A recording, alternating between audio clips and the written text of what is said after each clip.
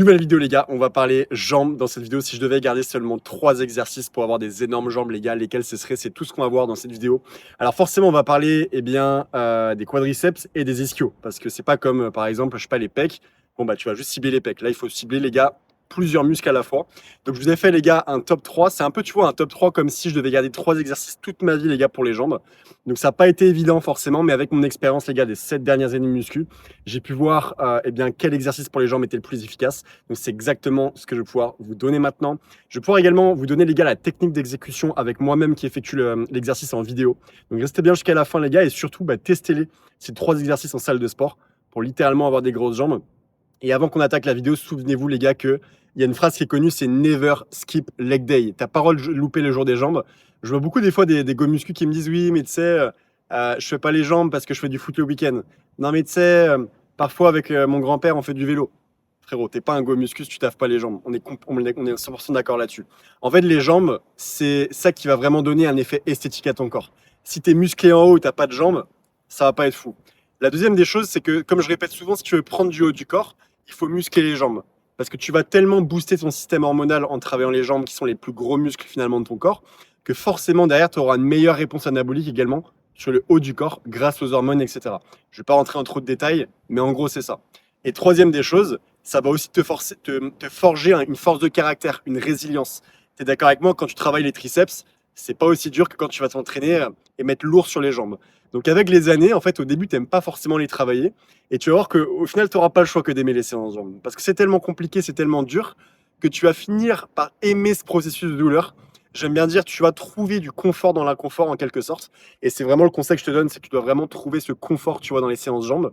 Parce que c'est ça qui va te forger ton caractère, c'est ça qui va forger ta résilience, c'est ça qui va te permettre d'accepter la douleur en quelque sorte. Et c'est comme ça que tu grandis, c'est comme ça encore une fois que tu deviens meilleur. Donc les gars, sans plus tarder, on attaque avec le premier exercice. C'est parti. Premier exercice qui se place en top 1, donc en place numéro 1. Ça n'a pas été évident encore une fois les gars, mais je pense que sans aucune hésitation, j'aurais dans tous les cas gardé cet exercice qui est pour moi le plus gros banger les gars pour les jambes, surtout pour les quadriceps en priorité. Il s'agit les gars du hack squat. Je vous montrerai juste après la technique d'exécution qu'il faut avoir et moi-même effectuant l'exercice. Mais en fait, pourquoi le hack squat est supérieur à tout ce qui est squat, etc. C'est qu'il met beaucoup moins de pression sur la colonne vertébrale. C'est-à-dire que c'est pas comme un squat où dès que tu vas mettre plus de 100 kg, c'est simple. J'ai très rarement vu un mec qui met super lourd au squat et qui se blesse jamais. Vous êtes d'accord avec moi que c'est des exercices qui sont assez dangereux, surtout pour la colonne vertébrale, etc. L'avantage du hack squat, c'est que tu peux relativement mettre lourd. Les risques de blessure sont relativement plus faibles, largement même, qu'un soulevé de terre ou qu'un squat, etc. Deuxième des choses, les gars, pour avoir des énormes quadriceps, c'est vraiment l'exercice en priorité à faire. Le troisième avantage, c'est que au début, tu peux commencer avec des charges relativement faibles, mais c'est vraiment une machine, les gars. Avec le hack squat, vous pouvez très très bien taper derrière 2 plaques de chaque côté de 20, 3 plaques de chaque côté, voire beaucoup plus. Donc, tu auras vraiment une très très belle surcharge progressive aussi. Et après, tu peux vraiment taffer en lourd, hein, du 6, 7, 8 reps en hack squat. Et vous allez voir, les gars, que le ressenti est juste vraiment exceptionnel. Je sais qu'il n'est pas dans toutes les salles de sport, mais si dans ta salle de sport, les gars, vous avez un hack squat, sans aucune hésitation, les gars, allez dessus. Parce que pour moi, c'est le meilleur exercice pour les jambes. Je vous montre, les gars, la technique d'exécution directement en vidéo.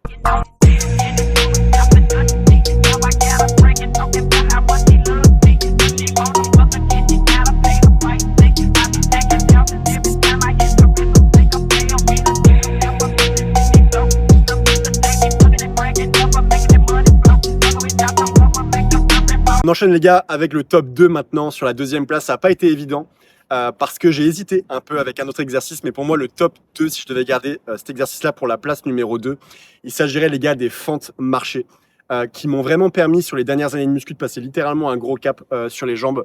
Ça va vous fumer encore plus les quadriceps en priorité.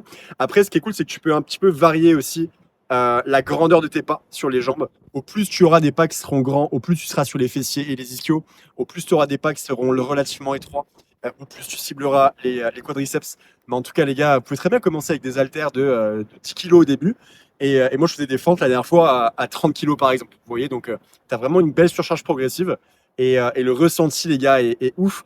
Et je dirais même, les gars, que pour moi, les fentes marchées, dites-moi en commentaire si vous êtes d'accord avec ça ou pas, mais pour moi, c'est l'un des exercices les plus durs, vraiment, de la muscu. Genre, c'est vraiment l'exercice qui me rince à chaque fois. Même niveau cardio, il est vraiment pas évident. Mais en tout cas, quand j'ai fini mon aller-retour avec mes haltères de 30 ou mes haltères de 26 ou peu importe, croyez-moi les gars que de 1, j'ai les jambes en feu, de 2, j'ai le cardio en feu, de 3, j'ai tout qui est en feu les gars. Donc, testez-le en salle de sport. Je vous montre directement la technique d'exécution.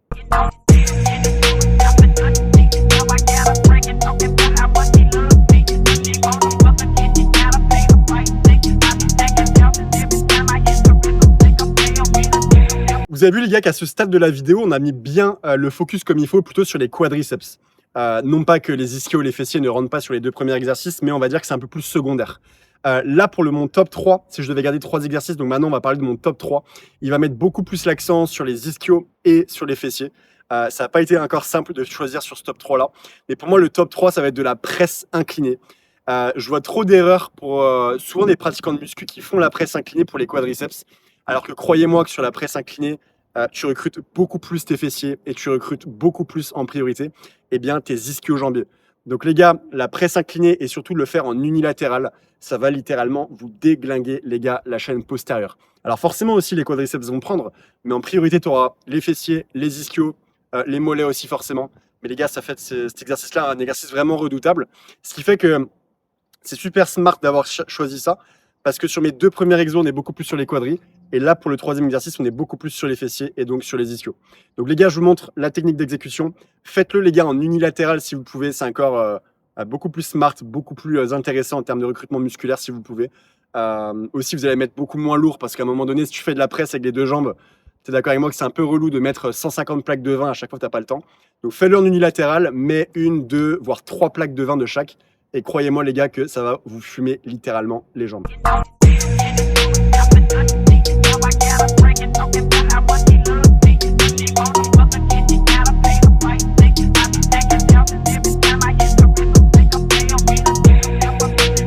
Voilà les gars, c'est la fin de la vidéo, c'était mon top 3 pour les jambes. Dites-moi en commentaire, est-ce que vous auriez gardé le même top 3? Est-ce que vous auriez gardé d'autres exercices pour les jambes?